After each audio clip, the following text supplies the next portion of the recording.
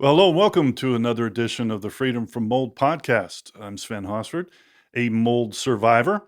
And today I'm really excited to be talking about this topic right here. And that is, how do you know if the mold remediator that you've hired to clean your house is honest and knowledgeable, and hopefully both? And really excited to have the guest we have today, and that's the guys from Mold Medics of Pittsburgh. We have Tim Swackhammer, the owner. Hello. Thanks for having us on. Oh, I'm really pleased you guys are here.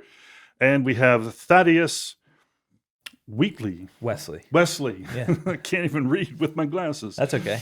Yeah, thanks for having us Wesley, yeah, Thaddeus Wesley. And you are a council certified microbial remediator. So we'll talk about that too. We're going to talk a lot about this topic, but I think the first thing is just kind of, a little bit of background about yourself. Tim, what sets your company apart from other mold remediators? Yeah, so really, it all sort of starts at the beginning. Whenever we first got into it, I don't necessarily come from a contracting background. Did some house building with my dad back in the day, that kind of thing. But immediately I noticed there was a big gap in the level of service that contractors were providing, not just within mold removal, but in kind of everything. I think anybody's dealt with a contractor. Yeah. Getting phone calls back, getting them to show up on time, all that kind of stuff. There's sort of a plethora of issues there. And it became really apparent to me immediately that there was a large opportunity for just being a contractor, period, that provided an excellent customer service experience. And that was a big key foundation for Mold Medics.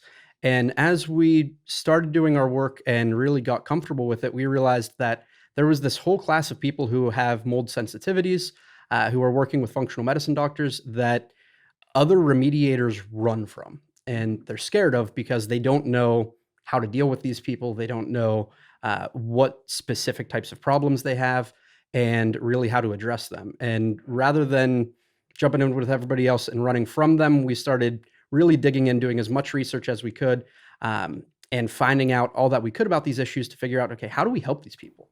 Yeah. And that's really how we ended up here. And how big is your company right now? So right now, we actually just started franchising in 2021. So we have our Pittsburgh office as our corporately owned location, and then we got one franchisee who's operating in some other areas of Pennsylvania. Great. And how many teams do you have out fixing houses? Right now, we have 6 full-time technicians, which operate in 1 or 2 man teams, just depending on the individual job. Great. And Thaddeus, tell us Yes. what your council certified microbial remediation certification is all about. Yeah, so I went down to actually the Somerset area and did some training for the ACAC certification. What that is, the American Council for Accredited Certification. So it's a board certified certification, like you mentioned. It was a multiple day training, and then there was a written test. It was like 100 to 150 questions, and then you had to have 4 relevant field projects, and they had to be verified by professionals in the industry as well. So I worked with a couple other inspectors and indoor environmental professionals. They kind of oversaw the projects, and they vouched for me. So went through that and passed that. That was a few years ago at this point. That's great. That's great. Yeah. And antimicrobial, I guess that means more than just mold, but any kind of microbes? Yeah, I mean, when you're dealing with cleaning, you're cleaning bacteria and different stuff. So, Okay. yeah. Okay.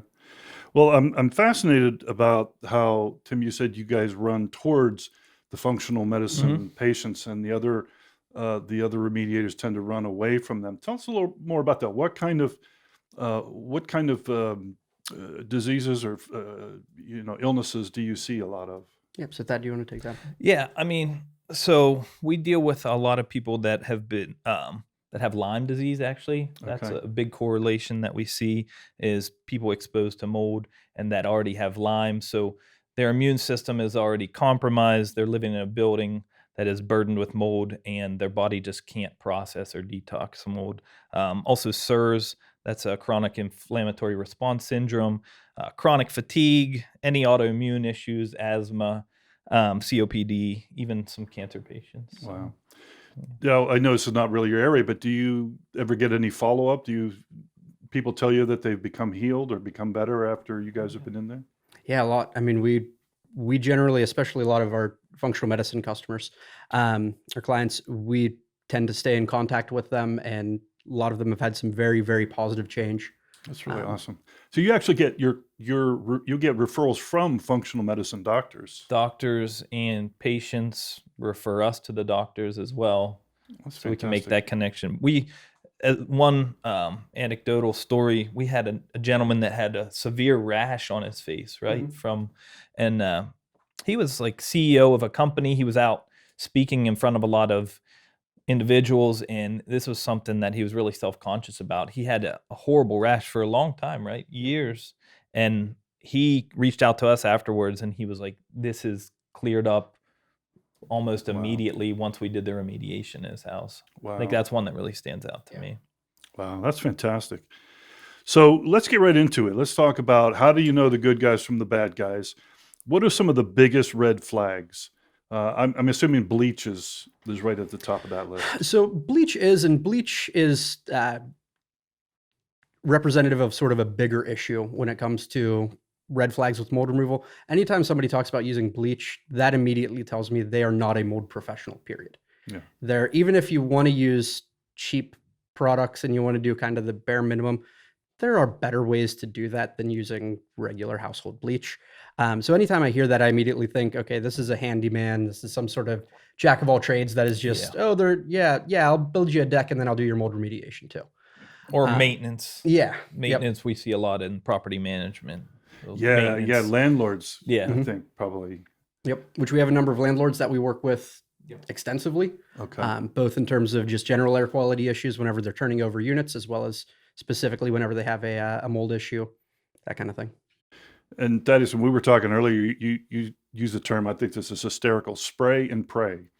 Yeah. Tell us what that means. So I gave you this example before. Like if you were making a big breakfast, which I didn't eat today, but and we had bacon and eggs and grease all over the countertop and breadcrumbs and orange juice and all this dirty environment, you would not just come in with Lysol, spray it all over the countertop, and say, "Hey, honey, I cleaned the kitchen today after breakfast." So, that is spray and pray, coming in without doing actual physical cleaning, spraying a product. So like setting off a fogger, there's all kinds of products like this. Yeah, I mean, you'll see a lot of them that use foggers, use electrostatic sprays, all kinds of different stuff where they're just liberally applying a product, which there are some great products out there, but that can't be all that you're doing. You need to do the source removal component first and foremost, which is actually getting rid of the mold contaminated material. In many cases, it's water damaged material as well. And then you need to take the extra step of actually going through and cleaning the surfaces, removing whatever biomatter there is, whatever biofilms on there, so that you can apply a disinfectant. That should be a part of the process, but it's generally going to be at the very end, just as kind of an extra catch-all to help provide some additional efficacy for anything that may have been missed. Sure. Yeah, you want to clean prior to disinfecting. That's how you disinfect. So surfaces need to be cleaned before, or else they're not going to be able to come into contact with the actual surface to disinfect it. So you got to have access to the surface where the mold is too. So sometimes it means tearing out drywall. Yep, absolutely. Okay. Yeah, the goal here is removal. We don't want to introduce a lot of products into your environment, which could actually make your environment more toxic. Right. The goal is to remove the toxic burden and clean it and keep it clean and dry moving forward. Yeah. Again, harkening back to the issues with some hypersensitive individuals, multiple chemical sensitivity is a huge issue in that community. And again, if you're using a company that does like a spray and pray approach, you're just introducing a whole bunch of additional chemicals. So that's one of the things we try to really mitigate. We use electrostatic sprayers rather than traditional foggers because those allow you to use less product and still get a good efficacy from it. And we use a variety of different products, and we provide SDS sheets to the customers, which are safety data sheets, so they can understand what the products that we're going to be using are, as well as with somebody with multi-chemical sensitivity, we'll provide different samples of the products that we will use. So they can see if they have any reactions, exposures. There's thyme oil in some of them. There's a couple different things that are fine for most people, but again, everybody's different. Right, right. Well, I remember after my most serious poisoning incident, it was months before I could walk down the laundry detergent aisle Yeah. at the grocery Yep. store because it seemed to be I was allergic to everything. All of the just sensitive, yeah. fragrances, especially in those Yeah. products. Yeah. So yeah, I would think you have to be really careful. Yeah, we've had clients that they asked us not to wear deodorant into their house. Oh yeah, Yep. oh for So- sure. Yeah, or part of our any type of protocols. perfume or cologne or anything right. like that. Yep, Exactly. we have at our offices, we have showering facilities where we have and we have laundry facilities so that we can do the free and clear detergents to make sure that there's none of that Yeah. in the clothing, make sure they don't wear any specific fragrances, that kind of stuff. Yeah. I had to shop at the Goodwill store, the used clothing stores for the longest time because any new clothes just had too many contaminants in it. Mm. Yeah, all different dyes and everything. Yeah. What are some other the major red flags that people should watch out for? One of the biggest, so I mean, just basic, and I'm always shocked at how many people don't do this step, but verifying license, insurance, and bonding. It sounds pedestrian, but it's really, really essential that you check and make sure that they are somebody who's licensed to do the work that they There was a need to. licensing for mold removal? There's not a licensing for mold removal that in Pennsylvania. It varies Okay. greatly state to state. Okay. But there is general home improvement contractor license. There's also insurance requirements, and there's bonds to verify that if there's any sort of illegal theft or anything like that, you're covered. Right. But that's the very minimum level that you should be checking, because if they don't have those things, number one, it means they're not taking it seriously. They're generally more of a fly-by-night type. And two, they're coming into your home and they're performing fairly invasive procedures. So Yeah. if there is any sort of issue or anything, you want to make sure that And they're it's insured and real covered. easy to make the situation worse. Very, Yes. very easy. Yeah. Yep. Yeah. So that's sort of the most basic. The other one would be the free mold tests or instant mold tests. That's my next question. Yeah. Talk about testing. So ATP testing, which is commonly used, it's again, all testing has its place, Mhm. and there's certain applications for it. With ATP testing, it's designed primarily for use in food service, where they want to make sure that food prep surfaces are clean and you don't have any sort of bacteria on them or anything, because obviously that would be bad. Yeah. But unfortunately, some companies do use these as mold tests, and they're not testing for mold. It's testing basically for organic material. Okay. So it's very easy to guarantee that you get a positive result on one of those, which then tells the client that, oh yeah, you need remediation and we'll be able to come and take care of it. And it's just not real. Yeah. Yeah, some of the limitations. I mean, they could literally swab a surface, clean it, re-swab that surface to verify their own work. And that's just flat out scam. It can be used that way, yes. Do you think some of these guys actually believe that is real? It's tough to say. I don't know. Yeah. Put you on Yeah. the spot, but Yeah, I mean, unfortunately, it does come down to, and there's actually a really good article out there. It's called The Wild West of Mold Remediation. I was gonna say there's a local gentleman that but- wrote one. Yeah, Yeah, Dan Howard, who we work with extensively. It's a really good one. It talks a lot about this specific issue, mhm. but really it comes down to a lack of standards that are broadly applied. There's not, like you mentioned about licensing, there's not particular mold licensing in most states. And there's not really, from that testing standpoint, anybody can go in and call themselves a mold remediator and just sort of start doing the work and use whatever testing. And yeah, unfortunately, there is validity behind ATP testing. For instance, if you are testing for, say you're doing disinfection for COVID or something similar to that, ATP testing would be a valid way to do that. Okay. But for mold testing, it's a bit of a stretch, to say the least. Interesting. Now, what about protective gear? What should you see them wearing? Or what do you guys wear when the technicians come in and actually do the remediation? Yep. go ahead. Yeah. So generally, whenever they're actually performing remediation, they should, I mean, it should be full hazmat suit. And I use that term generically, but it's typically going to be a white Tyvek suit. They're going to have nitrile or similar chemical resistant gloves. Should have boot covers to protect your property. And they're going to have, most importantly, a full mask respirator with either P100 or N95 cartridges to make sure that they're protecting not just their lungs, but You don't want to get mold spores and everything in your eyes. And Right. especially during the process, you can be cutting through drywall. You can be doing a number of things that can be hazardous to your health. So Sure. got to make sure they're protecting themselves first and And if foremost. they're not wearing that, that means they're not really taking it too seriously about absolutely, or yeah. understand how dangerous it is. The other thing is if you have any cuts or nicks on your skin, I mean, you could be introducing the spores right into Right. your system. And So the other reason you really want to be careful with making sure your team's wearing protective gear is it not just protects them, but it protects the next customer.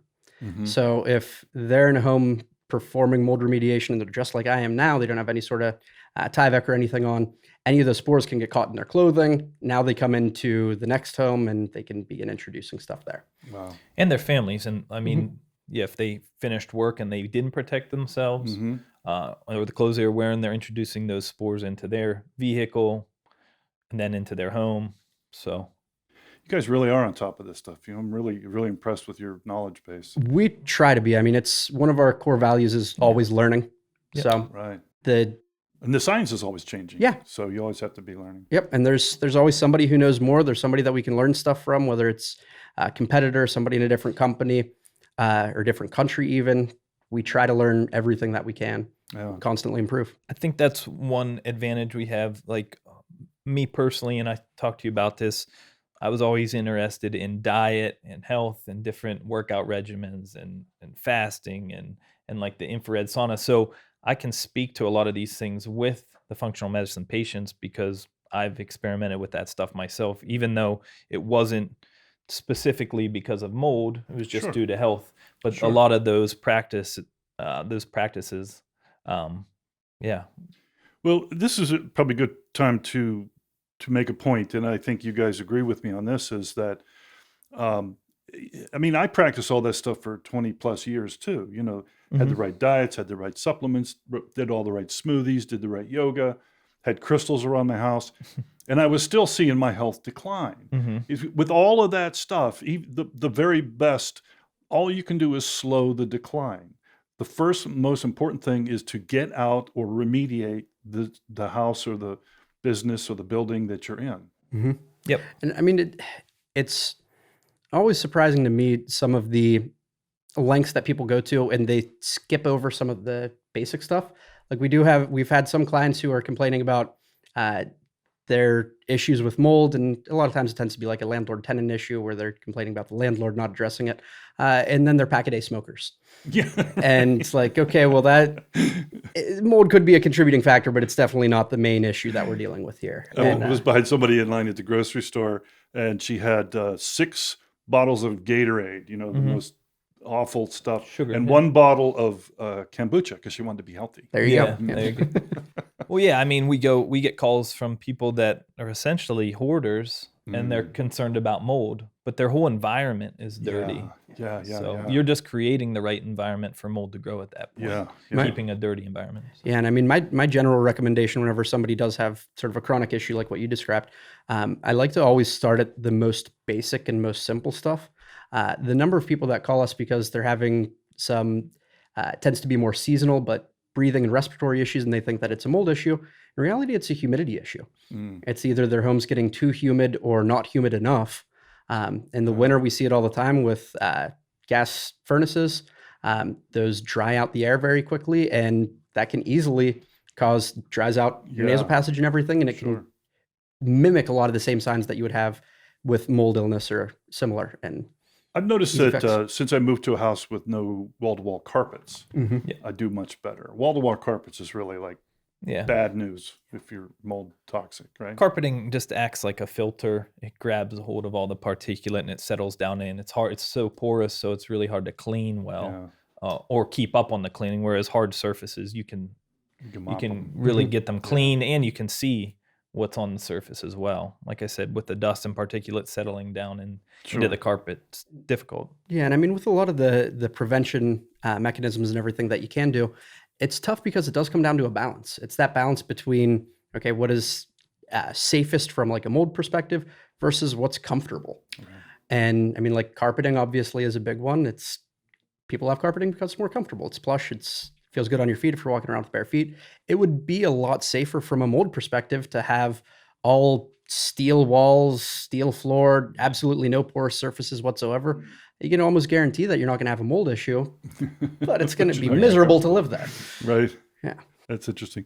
Well, let's get back into like doing it the right way. You guys are remediators, so what types of cleaners? You don't have to give away brands or anything, but what types of cleaners do you use that are the most effective?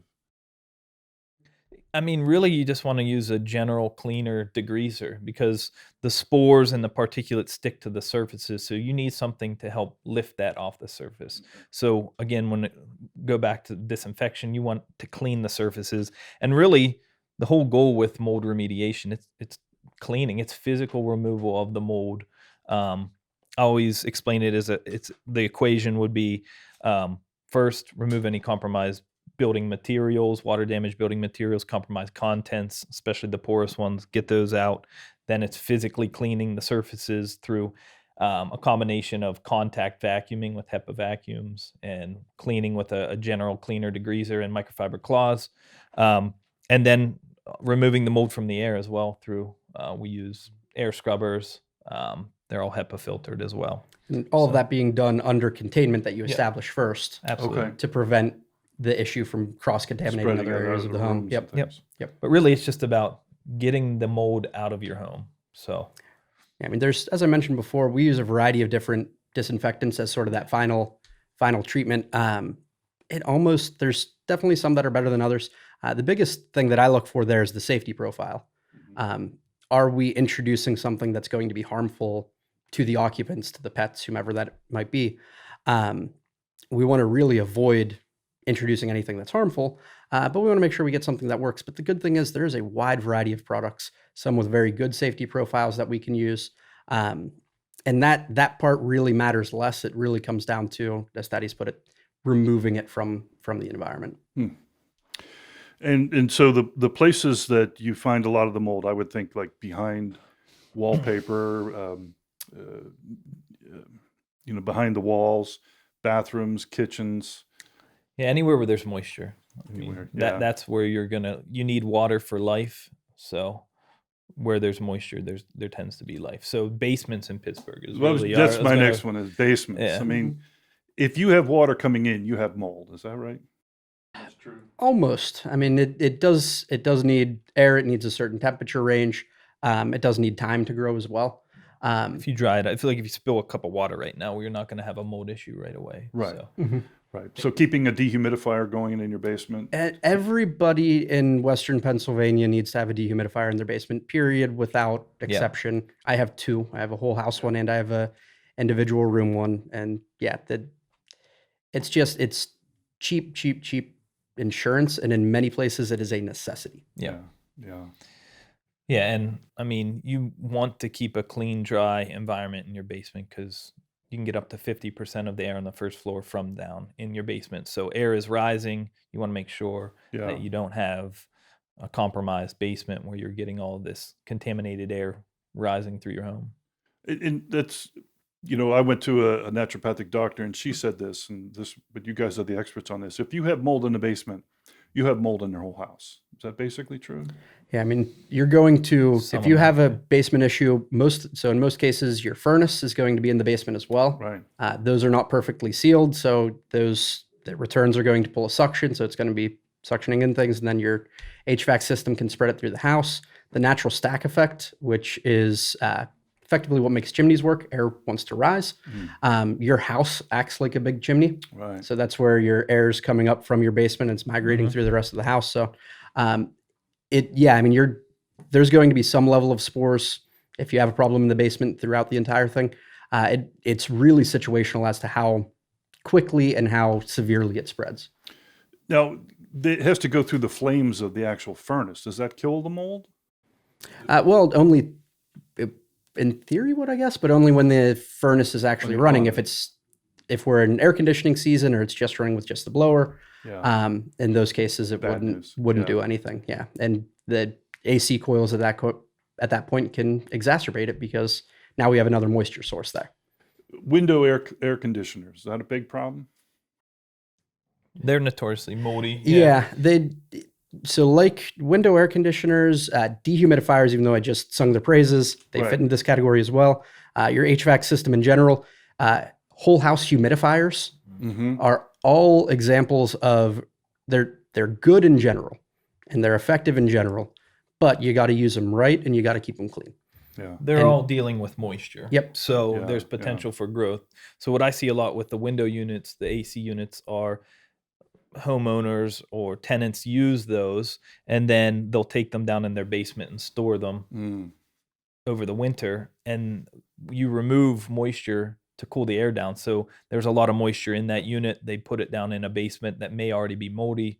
There's mold all through it. They bring it up, turn it on in the spring, and Oh, just man. spread spores. Yeah. Yeah. Yeah. Or they don't have it set correctly in the window, and instead of Yeah. draining out the back, it drains onto the sill and then into the wall. My and- upstairs neighbors actually did that. Yep. They got a big wet spot in my ceiling. Yep. And, yeah. Yeah. So you guys clean the vents. That's one of the things you guys do. Mhm. How is it? You heard the old Frank Zappa song who says, now, is that a real poncho or is that a Sears poncho? How you guys do vent cleaning differently than Sears when they come out? So the biggest difference between us and a lot of the other duct cleaners out there is we use a negative air system. So basically the entire time that we're servicing the unit, we start by sealing off all of the vents and we hook up basically a giant HEPA filtering vacuum to the ductwork. So it keeps it under negative pressure. So there's a constant suction on that. Yeah. Then as we go through, we use air tools, various whips and sprayers that spin around, all kinds of different crazy stuff to agitate the ducts and basically knock everything loose so it gets sucked into that vacuum. That's how it should be done right. And there's a bunch of different companies that do it right. We're not the only ones by far. Sure. There's portable units, there's truck mount units. They all have their benefits and drawbacks. Where it gets into a more dicey scenario is there's products like one out there called a spin vax that is basically a shop vac hooked up with a rotary brush. Mm-hmm. And you fish it down the ducts and it spins and vacuums up. The problem with using something like that is you don't have the negative pressure on the system.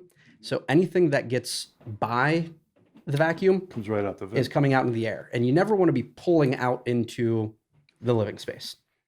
I think last time I had my vents done, that's exactly what they did. I was watching dust particles come out of Yeah. the vents. Well, another thing that we see some companies do, rather than physical source removal with agitating the dirt and debris and pushing it down to that main collection site, they'll just cut an access hole, hook up the negative air system, wait a few minutes, And then disconnect. and then disconnect. And they go. So they're not physically, like I said, agitating and abrading and getting that debris out and into this. They're just getting anything that's super loose in the air, and then they're charging. And that's where the price differential comes. You have these, have your ducts cleaned for $99. Right. And unfortunately, a lot of those ones, and there's been all kinds of different like consumer reports, investigations. You do get some that are just flat out bait and switch, Right. where they'll advertise, $99 whole house duct cleaning. Then you get out there and, oh, you have buildup or soot or something, whatever. And all of a sudden you're looking at an $800 bill. Yeah. Or ones that just will advertise that they're doing something and they're just flat out not. They're Wow. putting up fake access holes. Oof. And, yeah. So, any other aspects of what to watch out for as far as the remediator goes? You know, how do you know if they know what they're doing? Do we cover everything, or what did we miss? I mean, a knowledgeable remediator should really be finding where the moisture is coming from. Okay. And whether they fix it or not, that's one thing, but just identifying it to the homeowner, saying, hey, look, this is what needs corrected, or And you else do that on the initial visit. Yes. Pretty much, right? And they should be honest with that too about the limitations Yeah. of it. I mean, a lot of times if we're dealing with something and it's enclosed in a wall, we may know that there's moisture behind that wall, but we might not know exactly why until we get in there. Okay. And we may take some educated guesses based on what we're looking at, but just being clear that, hey, this is based on what we see currently, this is the best guess. And we have some cool tools that we can utilize, from moisture meters, hydrometers, and thermal imaging cameras that can help make our guesses a lot better. But it really does come down to, there's always going to be some limitations, and just making sure that above all, they should be honest and transparent with stuff. Yeah. Okay. Well, let's talk about the pros and cons of DIY. I mean, why should I hire you when I can go get a something off the shelf someplace and clean it. Um, Talk about that a little bit. What are the pros and cons of doing it yourself? Yeah, I mean, I would say there are definitely situations where you can DIY it. There's not always a need to hire a professional to do mold remediation, but some of the benefits to having it professionally done is, we already have like the PPE we talked about. Hmm. We have all the respirators, the Tyvek suits to protect us, to protect your home. The containment is super important. Just to utilize 6 mil plastic poly and get the area really contained, pressurizing the space. We use our air scrubbers. We set it to negative pressure to make sure that that space, there's not going to be any type of No cross leaks. contamination. Yeah. So we have all that equipment. We have the knowledge. We have the repetitions. We do this daily. So that would be the benefit to hiring us, and the products, obviously. But the DIY is more preventive and also Yeah. maintenance after the fact. Yeah, absolutely. So, I mean,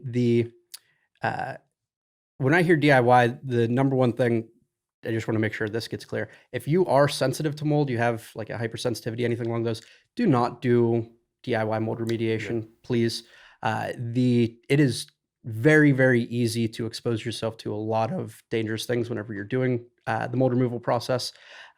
We know what we're doing from that perspective. We take proper precautions. And to be blunt, if I was sensitive to mold, I wouldn't be in this line of work. It would be a very poor choice. I was going to say, So, because that's like being allergic to dogs and working in a kennel, not a great idea. But yeah, I mean, with the DIY remediation, the biggest thing that you can do as a homeowner, or just as a person, is prevention. Right. So, I mean, like anything else, an ounce of prevention is worth a pound of cure. Cleaning. Cleaning is that number one, keeping your space clean. You're going to remove a lot of the biofilm that mold can grow on. You're going to identify issues a lot sooner if you have a clean place than if you have a place that's filled with a lot of clutter. Right. Making sure little things like if you have a basement, don't store cardboard boxes in there. That's just a bad idea. And just sort of keeping it clean, free of clutter.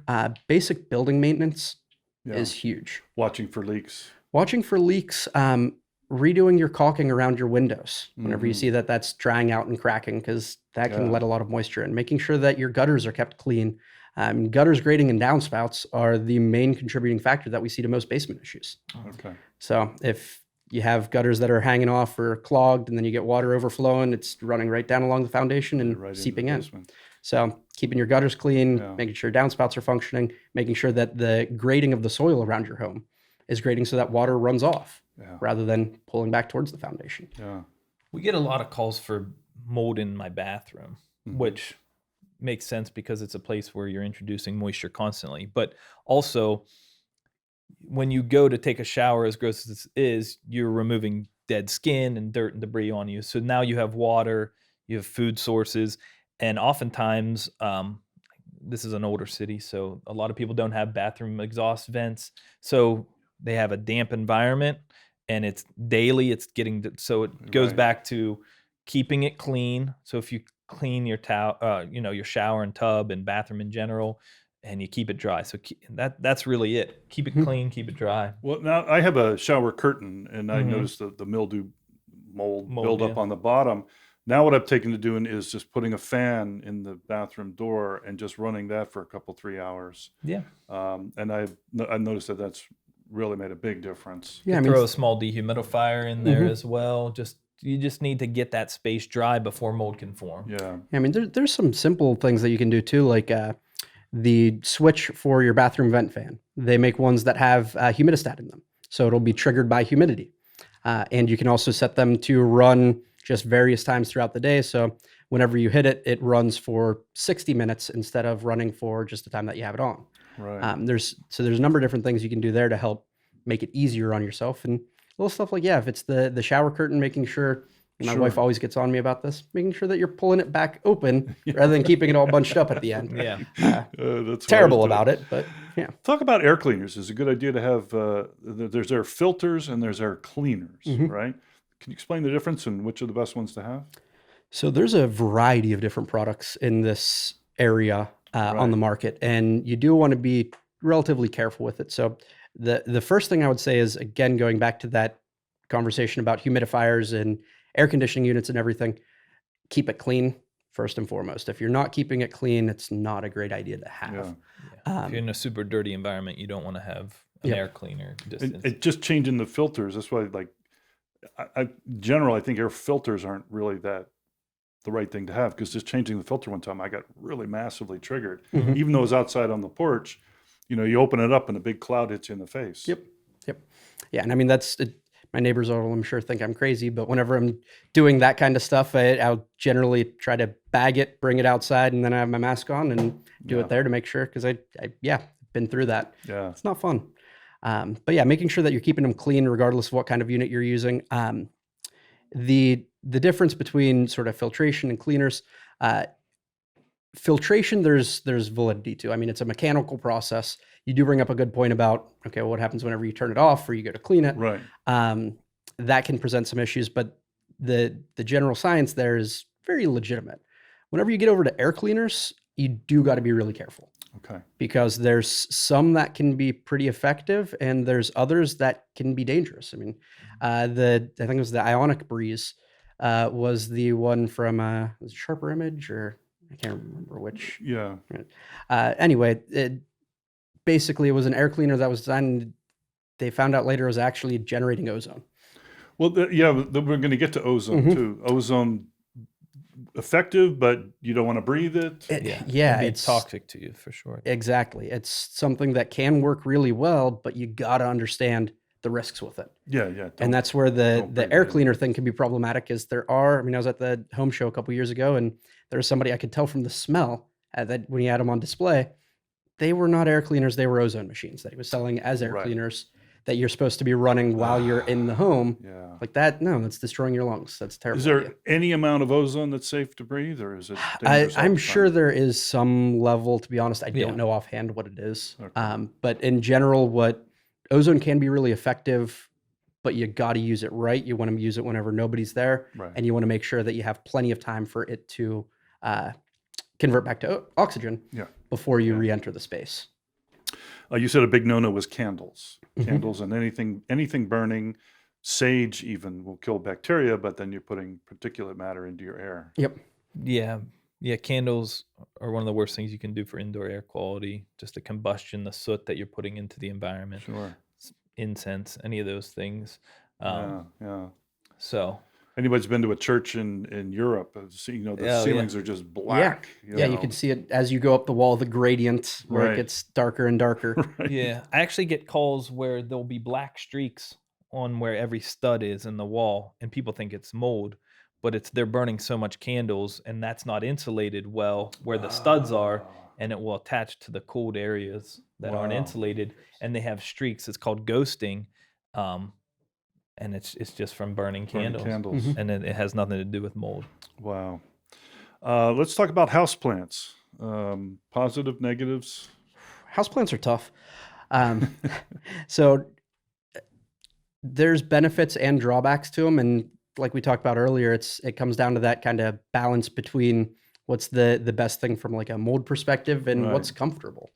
So I you mean, wanna talk about NASA even came out with a list of the best air Yeah. cleaning No, houseplants. my house is completely filled with houseplants. Yep. But it makes a really awesome environment to live in. Honestly, we're bringing the outside in. It doesn't feel so cold and stuffy. Right. It feels alive. So that's where we weigh the benefits. Yes, you can introduce spores to your environment. Absolutely, you're watering mulch and Right. Is there any remediation or preventive or maintenance things to do about the mold in the soil of the houseplants? get it out of your house, I guess. if that's your major concern or your sensitivity, it Yeah. may not be something that is good for Yeah, you. I mean the main thing with houseplants is making sure, again, it comes back to that cleaning and that sort of preventative aspect of it. Right. Making sure you've got them in an area where they do have some good ventilation. So if there's like a spill, it's spilling into a catch basin or something Right, underneath. It's not seeping into the floor. Making sure that you're keeping it cleaned up as dead parts of Yeah. the plant fall off. You're Get rid of removing those. those and getting rid of them, because that's, I mean, mold's job in the world is to break down decaying plant material. Right. Right. So by having that there and it's just sort of rotting, you're If creating an if environment you where you run have. ozone next to plants, does that harm the plants? Do you know? I believe it can be. And I'm not confident in this response, so Yeah, take that for what it is. yeah. But my understanding is it can be dangerous to them, but it's got to be pretty significant levels for it to have Yeah, much of an impact. Okay. pretty But concentrated. But yeah, I mean, generally the recommendation would be if you have any house plants and you're running ozone machines in that space, remove them. yeah, we will But occasionally that use ozone machines as part of our processes, and we make right. sure everything living is out of the space that's being Okay. treated. Okay. Does ozone have a negative impact on like photographs or printed material?